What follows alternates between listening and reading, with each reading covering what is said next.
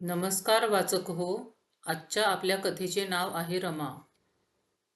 एका साधारण कुटुंबात जन्मलेली रमा कधी रशीदच्या प्रेमात पडली हे तिला कळलेही नाही.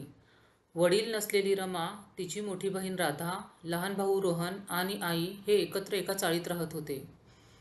उत्साहाचा जिवंत झरा असलेली रमा गावात सर्वांची लाडकी होती. ती कधी लव्ह मॅरेज करेल असे कोणालाही वाटले नव्हते.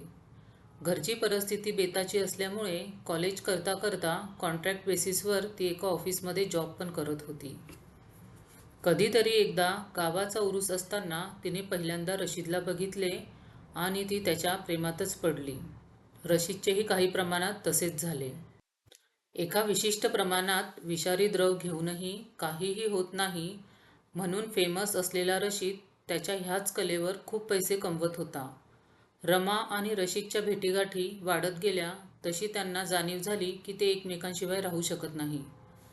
एकमेकांवर असलेल्या प्रेमाची जाणीव झाल्यावर त्या दोघांनीही कोणाचाही विचार न करता पळून जाऊन लग्न केले. गाव छोटेसे असल्यामुळे लवकरच बातमी गावात पसरली. सगळ्यांना ह्या गोष्टीचा खूप मोठा धक्का बसला की रमाने मोठी बहीण लग्नाची असताना कसे काय लग्न केले. तिच्या घरचे तिच्या ह्या निर्णयावर खूपच नाराज झाले आणि त्यांनी तिच्याबरोबर असलेले सगळे संबंध तोडले. रशीदचे रमावर अतिशय प्रेम होते आणि म्हणूनच रशीदने प्रेमाने तिचे नाव रशीदा ठेवले. लवकरच रमा रशीदा म्हणून ओळखली जाऊ लागली. गावाकडेच वाढलेल्या रशीदच्या घरात जरा जुन्या विचारांचे वातावरण असल्यामुळे आणि परधर्मीय असल्यामुळे घरातल्या इतर सुनांच्या मानाने रमाला खूपच बंधने टाकली गेली. आपल्या कुटुंबामध्ये जॉब करत नाही असे कारण सांगून लग्नानंतर तिला जॉब पण सोडायला लावला. नवीन लग्न असल्यामुळे आणि रशीदवरच्या प्रेमामुळे रमा रशीदच्या घरचे जसे म्हणतील तसे करत होती. जी मुलगी सगळ्या गावात बिनधास्त फिरायची ती आता बुरख्यात फिरायला लागली.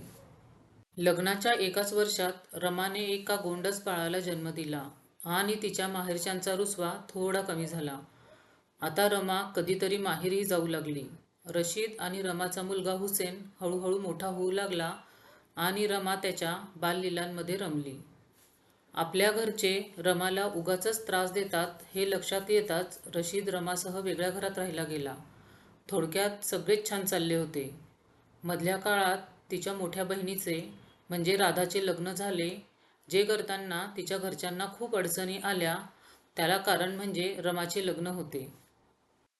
गावात दर 3 वर्षांनी येणारा उरूस ह्या वर्षी परत आला. नेहमीप्रमाणे रशीदने काही प्रमाणात विषारी द्रव प्राशन केले. नेहमी द्रव पिऊन शांत बसणारा रशीद त्या दिवशी मित्रांच्या आग्रहामुळे नाचायला गेला.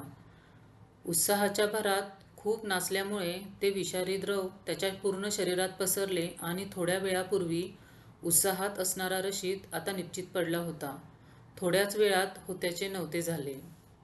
अगोदरच नावडत्या असलेल्या रमाला रशीदच्या मृत्यूनंतर त्याच्या घरातून आणि पर्यायाने त्याच्या इस्टेटीमधून बेदखल करण्यात आले आणि तिची रवानगी तिच्या माहेरी झाली.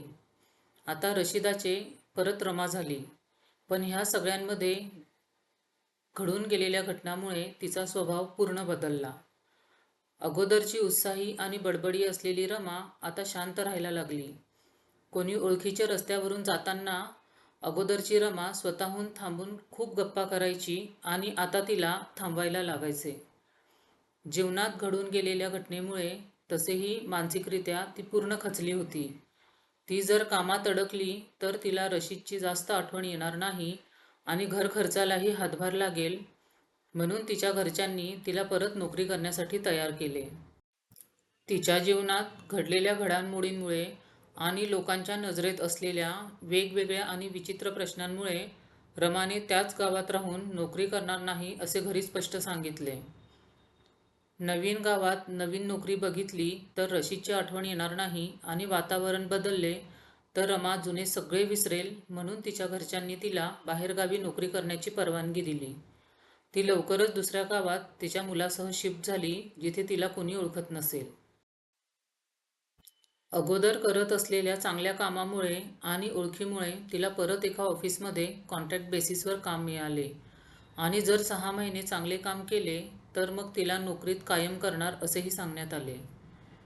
गाव आणि जुन्या आठवणी सोडल्यामुळे तिला इथे आता सगळे चांगलेच होणार असा विश्वास बसायला लागला. जवळचे काही चांगले मित्रमैत्रिणी, आई, बहीण आणि भावामुळे रमा हळूहळू नॉर्मल होऊ लागली.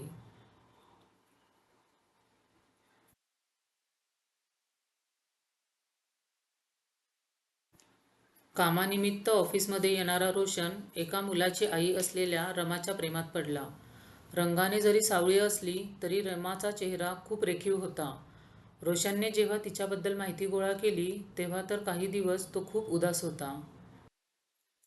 तिने हे सगळे कसे सहन केले असेल हा विचार मनात आल्यावर त्याच्या डोळ्यात पाणी आल्याशिवाय राहायचे नाही. तिला इतके प्रेम द्यायचे की ती पूर्वीसारखी होईल ह्यासाठी आता रोशनचा संघर्ष सुरू झाला. पण ह्या अगोदर तिला आपल्या मनात काय आहे हे कळले पाहिजे ही जाणीव रोशनला झाली.